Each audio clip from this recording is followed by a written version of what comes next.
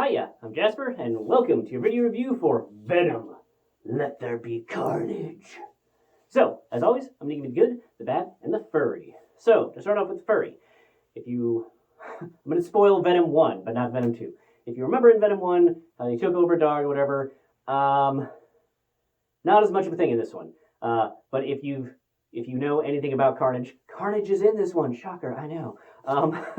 So moving on to the good and the bad. If you, pretty much all the characters that you knew and loved that didn't die in the first one make an appearance in this one. Along with, if you watch the after credit sequence in Venom 1, you know that Woody Harrelson was probably going to be playing the guy that is inside of Carnage. And what do you know? They have that in this one.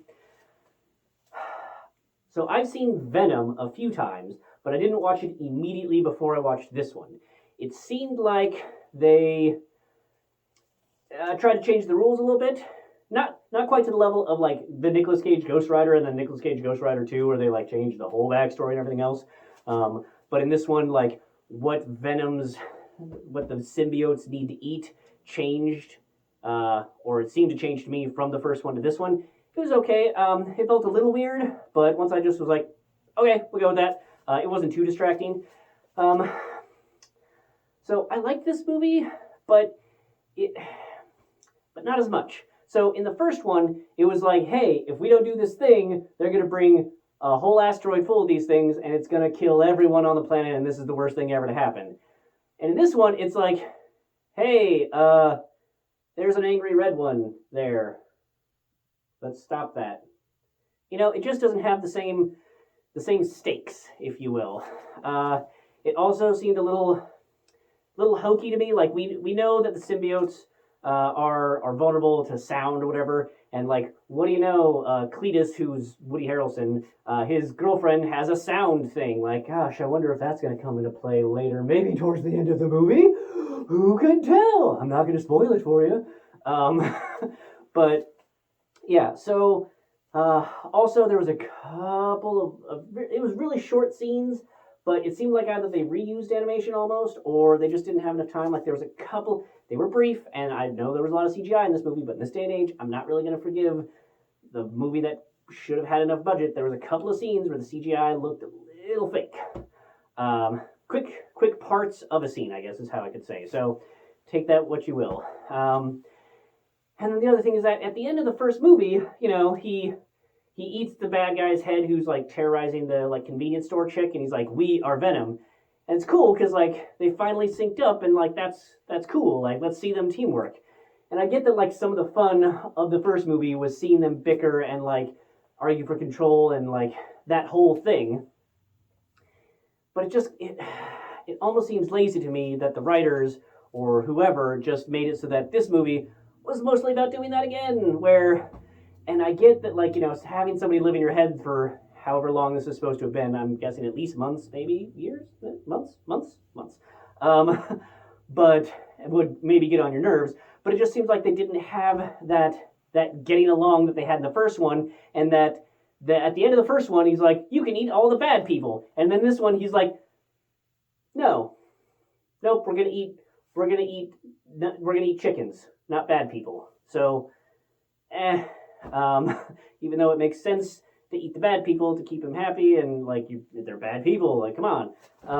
So, and then also as you watch further in the movie, I'm not going to spoil things, but let me know how you think that kind of thing comes for full circle, if you will.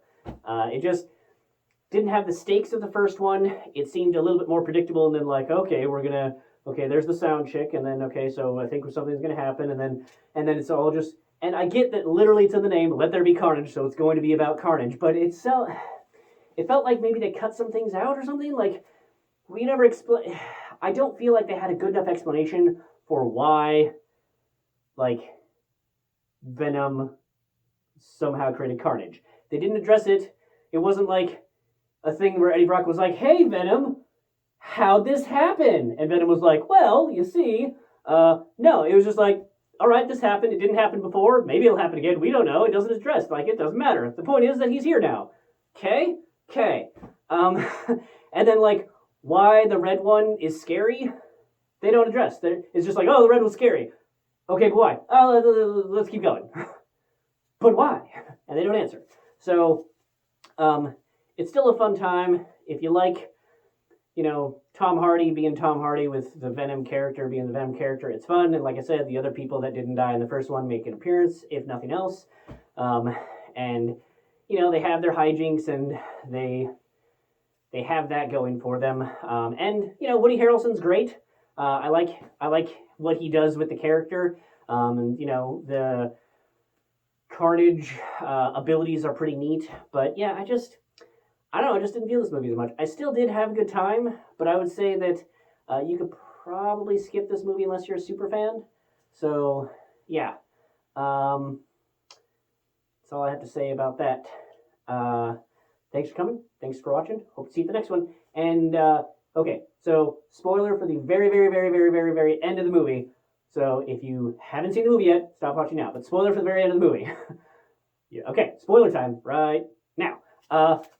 It's cool that he's clearly in the MCU now. Like, I like that they did the transition thing of like, oh, you're gonna have your mind blown about the knowledge that I'm gonna share with you.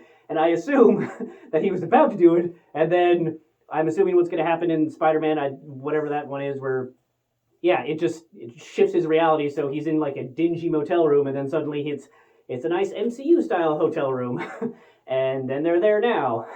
So I think that's neat, because I want to see how Venom does in the Marvel Cinematic Universe, as well as just with, the Spider-Man that's in the MCU currently. I think that'll be fun, because Tom Hardy's awesome, the Venom character is awesome. It's going to be fun to see them all interact.